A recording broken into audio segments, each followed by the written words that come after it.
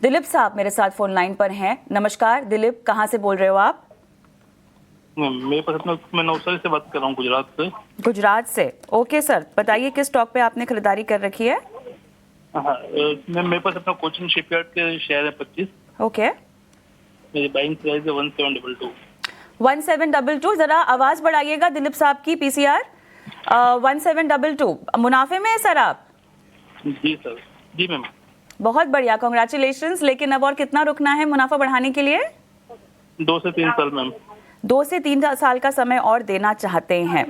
और right, interesting buying price है और मेरे ख्याल से सचिन भी इस बात का इत्तेफाक तो रखेंगे ही। और जिस तरह से हमने देखा है पिछले 1 महीने में बहुत ही बढ़िया रनअप, सचिन क्या कहेंगे एज कम्पेयर टू इनकी बाइंग प्राइस? बहुत बढ़िया रनअप है, 2260 के लेवल्स फिलहाल और 1722 की इनकी बाइंग प्राइस। रुकना भी और चाहते हैं। ये एक स्टॉक इनकी बाइंग प्राइस की वजह से सचिन क्या जैकपॉट हो सकता है इनके लिए? बिल्कुल कविता जी, पॉसिबिलिटी पूरी है बिकॉज काफी अच्छे लेवल से इन्होंने पोजीशन इनिशिएट की है। वही ब्रेकआउट लेवल्स थे 1700 1720 के आसपास के, यहाँ से इन्होंने एग्जैक्टली पोजीशंस बनाई है और लंबी अवधि का नजरिया लेके चल रहे हैं। 203 साल के लिए मेरे हिसाब से पोजीशंस बिल्कुल इंटैक्ट रख सकते हैं। आपका कॉस्ट का ही एक स्टॉप लॉस आप आपके जो है स्टॉक लाइक पोर्टफोलियोज में ले सकते हैं। 1722 जो आपकी कॉस्ट है उसी को as an stop loss consider कीजिए और बिल्कुल बने रहिए। अपसाइड जिस तरीके से हमने देखा है प्रीवियसली एक अच्छा रनअप स्टॉक के अंदर, मुझे लगता है वापस से अगर स्टॉक प्राइसेस करीब 2350 ये लेवल्स को ब्रेक करते हैं तो अपसाइड मोमेंटम जो है वो करीब 2500 2600 तक के लिए कंटिन्यू होता हुआ नजर आ सकता है नियर टू शॉर्ट टर्म के लिए। लंबी अवधि का नजरिया लेके चल रहे हैं, बिल्कुल बने रहिए एंड कॉस्ट का स्टॉप लॉस जरूर मेंटेन करके चलिए। तो ये है राय आपको कोचीन शिपयार्ड पे मिलती हुई। मीना शाह हमारे साथ इस वक्त फोन लाइन पर जुड़ी हुई हैं। मीना जी नमस्कार। अच्छा ठीक है, यूट्यूब से इनका सवाल हमारे पास आया हुआ है। इन्फोसिस पे राय जानना चाहती हैं। इन्फोसिस पे बहुत सारे सवाल कल भी सामने आए थे।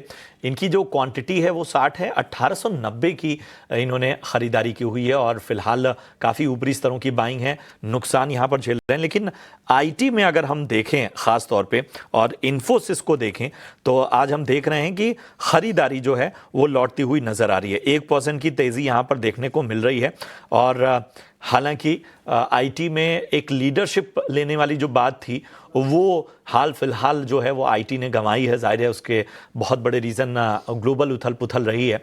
सचिन बताएं, इन्फोसिस में आज की तेज़ी क्या और ट्रिगर हो सकती है? इनकी बाइंग तो काफ़ी ऊपरी स्तरों की है, 1890 की। बल जिस तरीके से आज मोमेंटम है, मुझे लगता है कि अगर ये क्लोजिंग नियर अराउंड 1580 1590 के आसपास में ही हमें मिलती है तो फिर पॉसिबली एक रिकवरी मूव जो है वो स्टॉक के अंदर कंटिन्यू होना चाहिए। ऑन दी हायर साइड में जो नेक्स्ट लेवल रहेंगे उस केस में 1630 1650 तक के देखने को मिल सकते हैं। बिकॉज आज जिस तरीके से स्टॉक के अंदर रिएक्शन है अपने 100 डेज के मूविंग एवरेजेस के ऊपर जो है वो स्टॉक फाइनली निकलता हुआ नजर आया और सस्टेन करता हुआ दिखाई दे रहा है। हालांकि इनकी बाइंग काफी ऊपर की है और अगर ये थोड़ा सा लंबी अवधि का नजरिया रखते हैं तो पोजीशंस को लाइक इंटैक्ट रख सकते हैं, बने रह सकते हैं पोजीशंस में। लोअर साइड में एक स्टॉप लॉस जरूर सजेस्ट करूंगा, वो रहेगा 1440 का। सो 1440 इस स्टॉप लॉस के साथ में अगर चाहें तो पोजीशंस में बने रह सकते हैं। इमीडिएट टारगेट 1640 1650 रहेंगे और वो फर्दर लेवल्स भी अगर ब्रेक होते हैं तो अपसाइड में करीब 1700 1730 तक के लिए भी स्टॉक मूव करता हुआ नजर आ सकता है। स्टॉप जो रेकमेंड किया है उसमें आपको रुके रहना है। 1700 1730 तक के लेवल्स इन्फोसिस में देखने को मिल सकते हैं। ये आकलन है सचिन का।